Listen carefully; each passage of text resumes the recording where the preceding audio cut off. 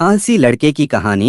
एक बहुत ही भोला भाला सा आलसी लड़का था। वह कोई काम नहीं करना चाहता था, बस खाना खाता घूमता और सोते रहता था। एक दिन उसे किसी ने बताया कि एक आश्रम है जहाँ पर कुछ नहीं करना पड़ता है और हर दिन 2 समय का खाना और नाश्ता मिलता है, तुम वहाँ जा कर के रहो।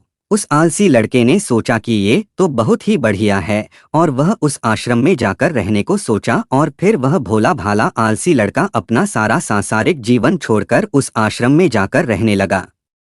आश्रम में गुरु जी रहते थे। वह कुछ समय सबको प्रवचन देते हैं। वह आलसी लड़का सुनता था, बाकी समय आराम करता था और फिर भर पेट खाना खाकर सो जाता था। ऐसे ही उस लड़के का दिन गुजरता गया। एक दिन उस आश्रम में कुछ भी नहीं बना। नाश्ते के समय नाश्ता नहीं मिला। उसने सोचा नाश्ता नहीं मिला, भोजन तो मिलेगा। अब भोजन के समय भी उसे भोजन नहीं मिला। लड़का दौड़ करके गुरु जी के पास गया और उसने पूछा कि आज भोजन क्यों नहीं बना। गुरुजी ने कहा कि बेटा, आज एकादशी है और जितने भी आश्रम के सदस्य हैं उनका उपवास है और तुम्हारा भी आज उपवास है, आज भोजन नहीं बनेगा। वह लड़का आलसी था और उसे भूख भी बहुत लगता था। उसने गुरुजी से बोला कि मैं उपवास नहीं रहूंगा, मुझे भूख लगी है, मैं खाना खाऊंगा।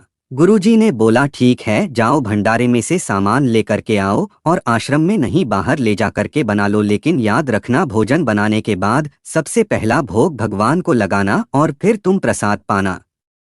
वह लड़का बोला ठीक है और फिर अनाज लेकर नदी की ओर पहुंचा। भोजन पकाने लगा, तैयार हुआ। उसके बाद कहने लगा कि भगवान श्री राम आइए, पधारिए, भोग लगाइए। अब जब उसे लगा कि भगवान तो आ नहीं रहे हैं तो फिर कहने लगा कि मुझे मालूम है आपको तो अच्छा खाने की आदत है, मैं बना नहीं पाया और मुझे अच्छा भोजन बनाने भी नहीं आता, लेकिन जो भी रूखा सूखा बना है आकर खा लीजिए। भगवान श्री राम उसकी सरलता पर बहुत ही प्रसन्न हुए और उस लड़के को दर्शन दे दिए। उसने देखा कि भगवान श्री राम आए हुए हैं और उनके साथ में माता सीता भी आई हुई है, लेकिन लड़के ने सिर्फ 2 लोगों के लिए ही भोजन बनाया था, एक अपने लिए और दूसरा भगवान के लिए। और अब क्योंकि भगवान के साथ माता सीता भी आई हुई थी तो उसने उस भोजन को माता सीता और भगवान के सामने ग्रहण करने के लिए रख दिया। भगवान श्री राम और माता सीता ने भोजन किया और उसके बाद जब वह जाने लगे तो यह भोला सा आलसी सा लड़का बोला कि प्रभु आप आए, दर्शन दिए, बहुत अच्छा लगा, मुझे खाने को कुछ नहीं मिला, लेकिन कोई बात नहीं, लेकिन आपसे एक विनती है कि अगली बार जब आप आएंगे तो कितने लोग आएंगे ये बता दीजिए ताकि मैं उतने लोगों के लिए भोजन बनाकर रखा रहूं। भगवान श्री राम मन ही मन मुस्कुराए और फिर अंतर ध्यान हो गए।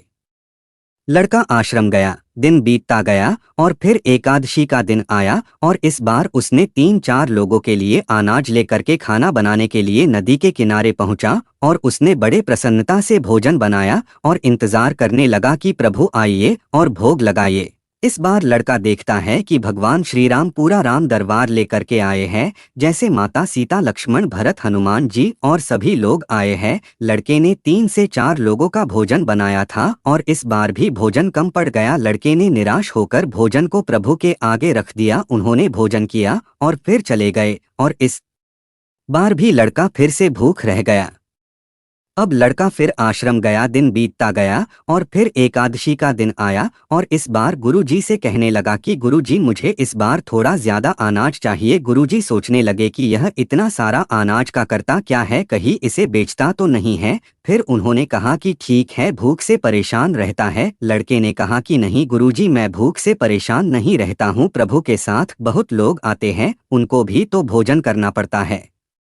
गुरुजी को लगा कि लड़का पागल हो गया है, लेकिन गुरुजी ने सोचा कि चलो एक बार चलकर देखते ही कि लड़का इस अनाज का करता क्या है। वह भोला सा लड़का अनाज ले करके नदी के किनारे पहुंचा और इस बार भोजन बनाया नहीं। उसने सोचा कि प्रभु हर बार ज्यादा लोगों को ले करके आते हैं, इस बार वह जितने भी आएंगे खुद बना करके भोग लगा लेंगे और फिर प्रेम से प्रभु को बुलाने लगा। सब छुपकर देख रहे थे कि ये भोजन तो बनाया नहीं और प्रभु को बुला रहा है, लेकिन लड़के ने देखा कि इस बार प्रभु के साथ बहुत से लोग आए हुए हैं तो उसने प्रभु के सामने हाथ जोड़ करके कहा कि प्रभु माफ करना, आप बहुत सारे लोग आते हो, मुझे संख्या पता नहीं होती है और मेरी हिम्मत भी नहीं होती है कि इतने सारे लोगों के लिए भोजन बनाऊं, आप स्वयं आइए, बनाइए, खाइए और भोग लगाइए। प्रभु मुस्कुराते हैं और अपने साथ आए सभी लोगों के साथ मिल करके भोजन बनाते हैं। गुरुजी ये सब छुप करके देखते हैं और फिर लड़के के पास आकर के कहते हैं कि तुम ये कर क्या रहे हो। लड़का कहता है कि गुरुजी आपको दिख नहीं रहा है कि भगवान श्री राम पधार चुके हैं, माँ सीता आई हुई है, हनुमान जी आए हैं और भी सभी लोग आए हुए हैं, भोजन बन रहे हैं। गुरुजी ने बोला कि पागल हो गया है, मुझे तो कोई दिख नहीं रहा है। लड़का गुस्सा हो गया और बोला प्रभु आप ये क्या कर रहे हो, एक तो मुझे भूखा रखा है और गुरुजी को दर्शन नहीं दे रहे हो, जो मुझे पागल समझ रहे हैं, कृपा करके गुरुजी को दिख जाओ। भगवान बोले नहीं मैं इन्हें नहीं दिख सकता। लड़का बोला क्यों नहीं दिख सकते, मेरे गुरुजी तो बहुत महान है, बहुत बड़े ज्ञानी और ज्ञाता है। भगवान बोले हाँ ज्ञानी और ज्ञाता होंगे लेकिन तुम्हारी तरह सरल नहीं है, जो सरलता तुम में है वो तुम्हारे गुरुजी में नहीं है। लड़के ने ये बात गुरुजी से कह दी कि भगवान श्री राम कह रहे हैं कि आप में सरलता नहीं है, आप मेरी तरह सरल नहीं है, इसलिए आपको नहीं दिख सकते। गुरुजी की आंखें नम हो गई और रोने लगे कि और बोले कि बिल्कुल सही कहा, मेरे अंदर तुम्हारे जितना सरलता नहीं है, और फिर माफी मांगने लगे। फिर भगवान ने गुरुजी को भी दर्शन दिए। ये कहानी हमें सिखाती है कि जीवन में सरलता सबसे आवश्यक है, जितने सरल बने रहेंगे उतना जीवन में आगे बढ़ते चले जाएंगे। जब आप सरल होते हैं तो आप खुद भी मुस्कुराते हैं और दूसरों को भी मुस्कुराने की वजह देते हैं।